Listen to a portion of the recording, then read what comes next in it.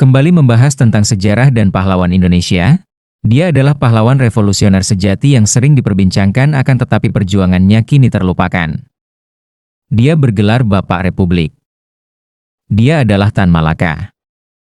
Kali ini kita akan membahas tentang salah satu karyanya yang paling monumental, yaitu buku Madilog yang ditulis sekitar tahun 1942 sampai 1943. Dengan gaya bahasa saya buat runtut, mendalam, dan mudah dipahami.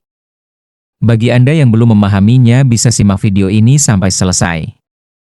Penjelasan panjang tentang buku Madilog.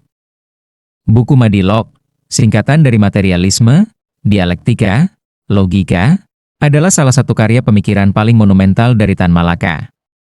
Ditulis sekitar tahun 1942-1943 saat beliau bersembunyi di Bayah, Banten, buku ini menjadi tonggak penting dalam perkembangan cara berpikir ilmiah di Indonesia.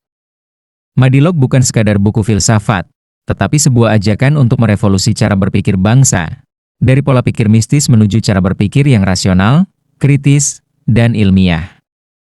Madilog adalah manifesto cara berpikir, sebuah peta jalan menuju bangsa yang maju, kritis, dan tidak mudah ditipu. Pemikiran Tan Malaka dalam Madilog menjadi jembatan antara tradisi lokal dan ilmu modern, antara budaya rakyat dan filosofi dunia, antara kemiskinan mental dan kebangkitan intelektual. Mari kita jelaskan secara detail. 1. Latar belakang lahirnya Madilog. Pada masa Tan Malaka hidup, sebagian besar masyarakat Indonesia masih terikat pada cara berpikir mistis, mitologis, dan tahayul. Bukan hanya rakyat kecil, bahkan kaum terpelajar sekalipun masih banyak yang mudah percaya pada hal-hal gaib ketika menjelaskan fenomena alam. Tan Malaka melihat bahwa bangsa yang hendak merdeka harus memiliki cara berpikir modern. Tidak bisa membangun negara dengan pikiran yang tidak kritis. Karena itulah ia menulis Madilog sebagai pedoman berpikir yang dapat mengubah mentalitas bangsa. Ia ingin Indonesia memiliki dasar berpikir yang kuat untuk memahami realitas sosial, membangun ilmu pengetahuan, menganalisis penindasan kolonial, dan melakukan perubahan sosial. 2. Makna singkatan. Materialisme, dialektika, logika. Madilog adalah perpaduan 3 metode berpikir. A. Materialisme. Dalam Madilog, materialisme adalah cara berpikir yang menekankan bahwa segala sesuatu berakar dari materi atau kenyataan nyata, bukan dari kekuatan gaib. Contohnya, penyakit bukan karena kutukan, tetapi karena bakteri. Miskin bukan karena karma, tetapi karena struktur sosial dan ekonomi. Materialisme menuntut kita melihat fakta objektif, bukan tafsir magis. B. Dialektika.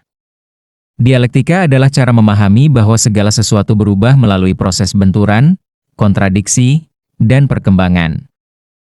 Misalnya, kemiskinan melahirkan perlawanan, penjajahan menimbulkan semangat merdeka, konflik sosial menghasilkan perubahan sejarah. Dialektika mengajarkan bahwa realitas dinamis, bukan statis. C. Logika. Logika adalah aturan berpikir yang tepat, agar kesimpulan tidak salah. Dengan logika, kita dapat menarik kesimpulan benar, menghindari kesalahan berpikir, membuat argumentasi yang kuat, memahami relasi sebab akibat. Tan Malaka ingin membangun bangsa yang mampu menganalisa, bukan sekadar menerima. 3. Tujuan utama buku Madilog. Ada beberapa tujuan besar. 1. Menghapus cara berpikir mistis yang menghambat kemajuan. 2. Membangun budaya ilmiah di Indonesia. 3. Memberikan alat berpikir bagi rakyat untuk memahami ketidakadilan. 4. Menyiapkan fondasi revolusi mental bagi bangsa yang ingin bebas. 5. Menghubungkan filsafat Barat dengan kenyataan masyarakat Indonesia. Tan Malaka tidak hanya mengadopsi filsafat Barat, tetapi menyesuaikannya dengan kondisi Nusantara. 4. Masalah bangsa, mistisisme dan takdir. Dalam banyak bab, Tan Malaka mengkritik kebiasaan masyarakat yang menjelaskan semua peristiwa dengan nasib, takdir, roh halus, kutukan, karomah, atau mitos. Menurutnya, cara berpikir seperti itu membuat rakyat tidak berani berubah, pasrah, dan tidak memahami sebab akibat nyata dalam hidup. Ia menulis, bangsa yang berpikir mistis akan mudah diperbudak. Karena itulah Madilog menjadi semacam obat untuk penyakit mental bangsa. 5. Pembahasan ilmu pengetahuan dalam Madilog. Tan Malaka tidak hanya bicara filsafat, tetapi masuk ke banyak disiplin ilmu. A. Fisika dan ilmu alam. Ia membahas atom, molekul, hukum Newton, energi, listrik, hingga pemahaman tentang alam semesta. Semuanya untuk menunjukkan bahwa dunia berjalan secara ilmiah, bukan mistis. B. Biologi. Ia menjelaskan evolusi, proses kehidupan, dan bagaimana makhluk hidup berkembang melalui hukum alam, bukan keajaiban semata. C. Psikologi dan kesadaran. Ia menyoroti bagaimana pikiran manusia terbentuk, mengapa orang bisa salah berpikir, dan bagaimana pola pikir dipengaruhi lingkungan. D. Sejarah dan materialisme historis. Tan Malaka menjelaskan perkembangan masyarakat.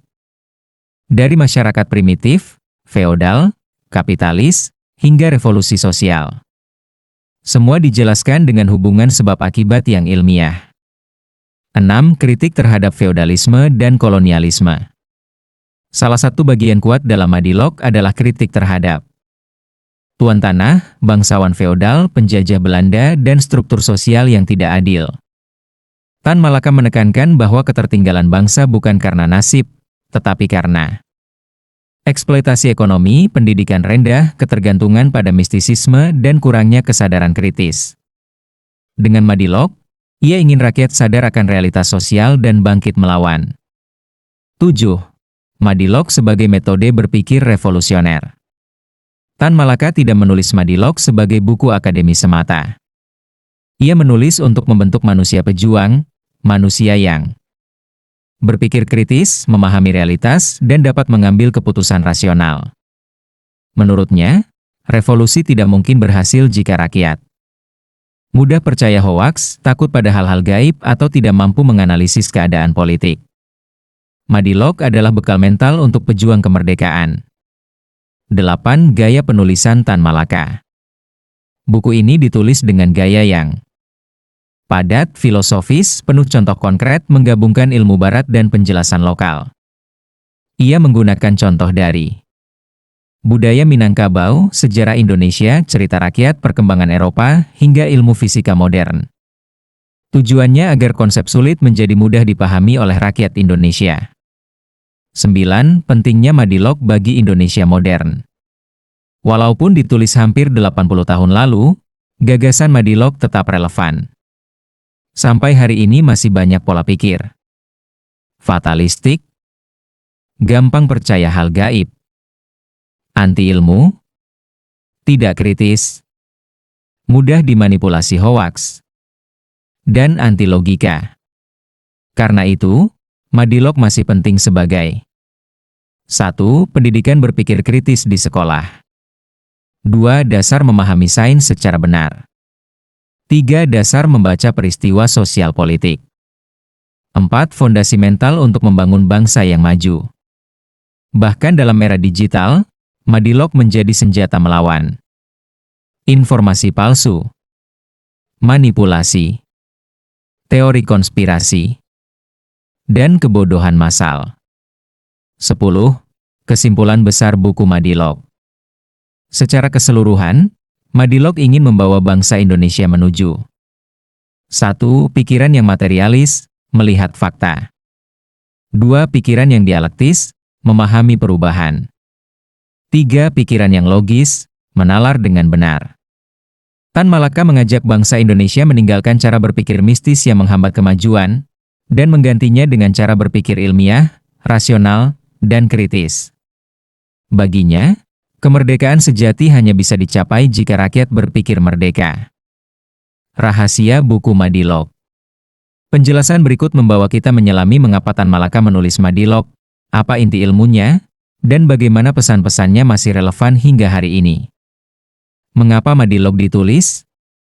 Pada awal abad ke-20, masyarakat Indonesia hidup dalam kondisi tertindas penjajahan, minim pendidikan, terjebak pola pikir mistis, seperti percaya absolut pada dukun, roh halus, hari baik hari buruk, primbon, dan wangsit. Ketergantungan pada otoritas feodal. Kurangnya tradisi berpikir kritis dan ilmiah. Tan Malaka melihat bahwa kemerdekaan tidak akan berarti jika rakyatnya masih terjajah oleh cara berpikir lama. Baginya, mentalitas harus merdeka dahulu sebelum politik merdeka.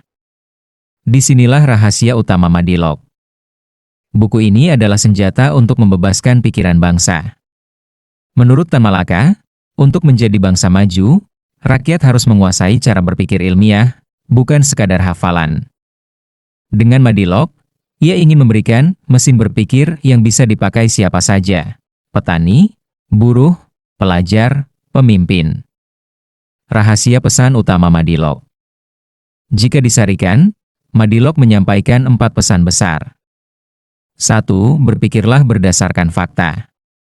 Bukan berdasarkan rumor, mitos, atau perasaan. 2. Semua hal berubah, pahami perubahan itu. Dengan dialektika, kita mengerti mengapa dunia bergerak.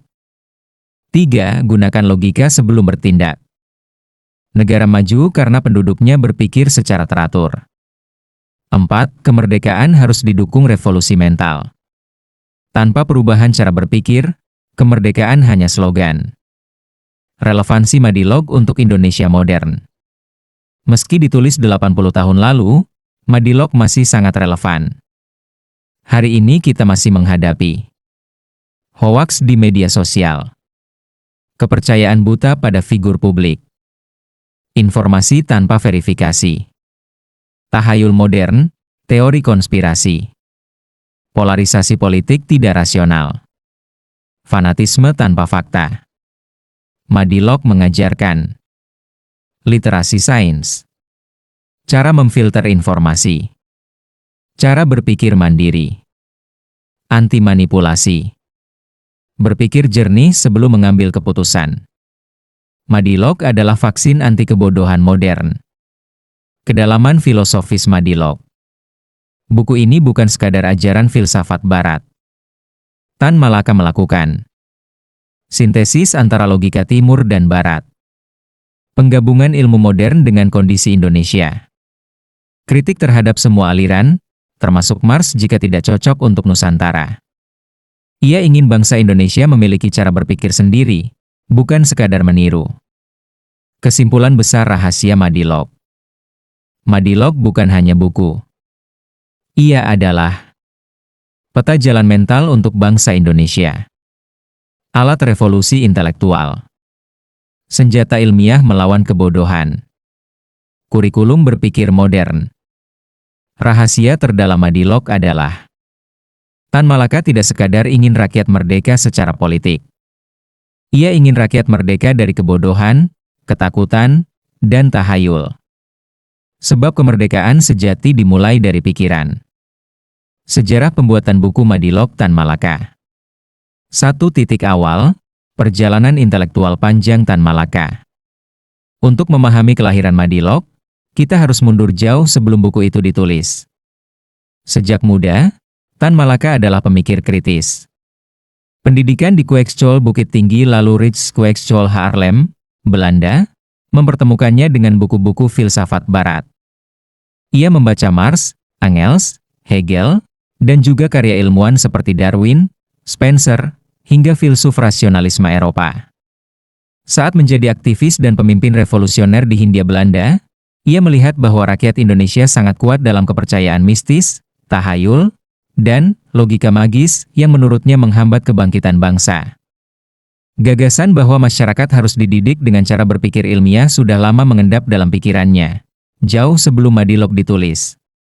Benih Madilog sudah muncul bahkan ketika ia menjadi pemimpin Komintern di Asia, ketika ia melihat bahwa revolusi Indonesia tidak bisa hanya meniru Rusia. Indonesia butuh metode berpikir baru, bukan sekadar meniru ideologi luar. 2. Masa pelarian 1927-1942, fondasi pemikiran semakin matang. Selama puluhan tahun Tan Malaka hidup sebagai buronan internasional. Di Tiongkok, Filipina, Singapura, Thailand, Burma. Ia hidup berpindah-pindah dengan identitas palsu. Namun justru dalam pelarian panjang itu ia membaca sangat banyak karya ilmiah, filsafat barat, teori materialisme, sains modern, dan analisis sosial. Pengembaraan itu memperkuat gagasannya bahwa kemerdekaan Indonesia membutuhkan 1. Cara berpikir ilmiah. 2. Kesadaran materialis yang rasional. 3. Kebiasaan menganalisis peristiwa secara logis. Ketiga aspek itulah yang kemudian menjadi tulang punggung Madilog. Motivasi menulis. Ia menyadari bahwa perjuangan bersenjata tidak akan berhasil jika rakyat tidak mengubah cara berpikir. Selama masyarakat masih terjebak kepercayaan mistik tanpa logika, maka revolusi tidak akan matang. Gerakan kemerdekaan bisa dimanipulasi. Rakyat mudah dipecah belah. Maka Madilog bukan sekadar buku filsafat. Ia adalah senjata pemikiran, fondasi logika untuk bangsa Indonesia merdeka. 4. Diolah sesuai kebutuhan bangsa. 5. Tantangan dan kesulitan penulisan. Proses menulis Madilog tidak mudah. Ia harus menjaga identitasnya dari tentara Jepang. Ia menulis sambil tetap bekerja serabutan untuk bertahan hidup. Ia tidak memiliki mesin tik, semua ditulis tangan. Ia hampir tidak punya kertas, sehingga harus berhemat. Ia dikhawatirkan tertangkap kapan saja. Di tengah tekanan itu, Tan Malaka tetap menulis dengan disiplin tinggi. Ia percaya bahwa Madilog adalah warisan utama yang lebih berharga daripada senjata. Tahun 1943, naskah Madilog selesai. Namun tidak langsung diterbitkan, karena kondisi perang. Hanya beberapa orang terdekat yang sempat membaca versi aslinya. Setelah kemerdekaan, tulisan itu mulai diperbanyak secara terbatas. Baru bertahun-tahun kemudian Madilog diterbitkan secara luas oleh Pustaka Rakyat, 1950-an. Sayangnya, Tan Malaka tidak menikmati ketenaran bukunya. Ia ditembak mati tahun 1949 di Kediri oleh pasukan Republik sendiri, sebuah tragedi sejarah. Setelah diterbitkan, Madilog menjadi salah satu karya filsafat paling berpengaruh dalam sejarah Indonesia. Ia membentuk cara berpikir aktivis kemerdekaan, pola analisis ilmiah generasi muda, tradisi kritik sosial, fondasi pemikiran rasional dan anti-mistis. Banyak tokoh menganggap Madilog sebagai mahakarya pemikiran Indonesia modern, sejajar dengan karya-karya filosof dunia.